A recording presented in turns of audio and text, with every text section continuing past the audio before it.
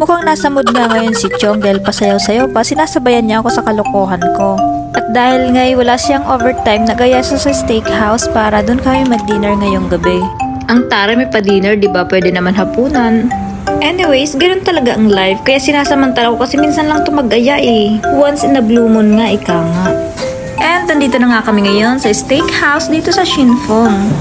Nagantay nga lang kami ng 5 minutes sa labas kasi puno pa sa loob. Malapit nga lang pala itong steakhouse dito sa Shinfeng Station. Konting lakad lang, then hilera lang siya ng McDonald's and Kentucky Fried Chicken. And namimili na nga kami kung ano yung kakainin namin ngayon dito. Naisipan nga namin na parehas na lang yung order namin para walang hingian, di ba? Mahirap kasi yung patikim-tikim, konti lang yung matitira sa'yo eh. Nice! Mindset ba? Mindset! And dumating na nga yung order namin at yan, kakain na muna kami.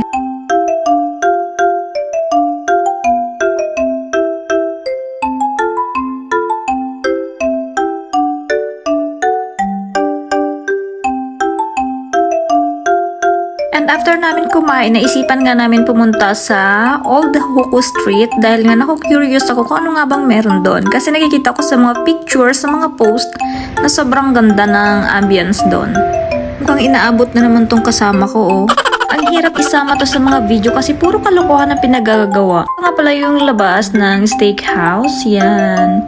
Medyo malabo nga yung pagkakakuha ko kasi may fog yung lens ng camera ko.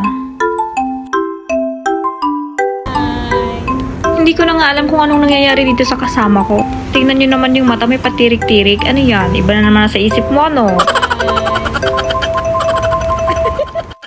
Sabi ko nga sa kanya, sundin niya kung ano yung nasa Google Map. Kasi nung nakaraan ay iba yung dinaanan niya, hindi niya sinunod kung ano yung nasa Google Map.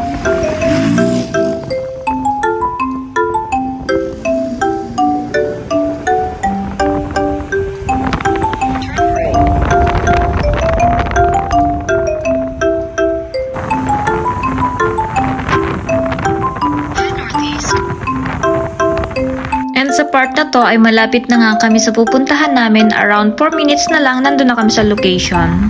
Medyo nilalamig na nga kami dito kasi pares kami naka-short.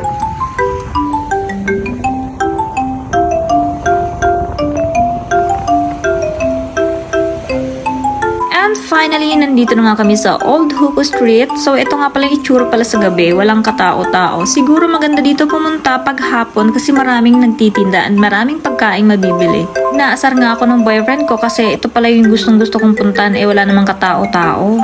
Sabi ko nga sa kanya, siguro sa hapon maganda dito kasi maraming nagtitinda at maraming mabibili. Kaya ang nangyari, binaybay lang namin ang buong street hanggang dulo and saka bumalik kami pa uwi.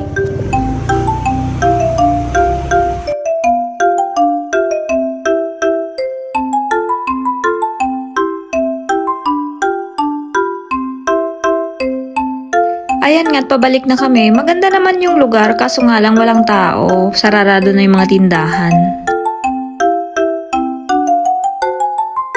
At maraming salamat po Ama dahil hindi niyo po kami pinabayaan sa aming biyahe. Nakauwi kami ng ligtas. Sabi ko nga sa boyfriend ko, next time na lang pagsabay kami ng off, pupunta kami doon ng mga hapon.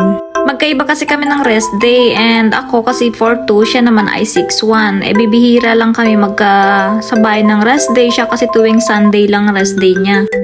Kaya minsan lang kami magbebe time. Wow! Inaasar ko nga siya dito kasi sabi ko sa kanya, buti pa yung motor pinupunasan mo samantalang ako pawis na hinahayaan mo lang.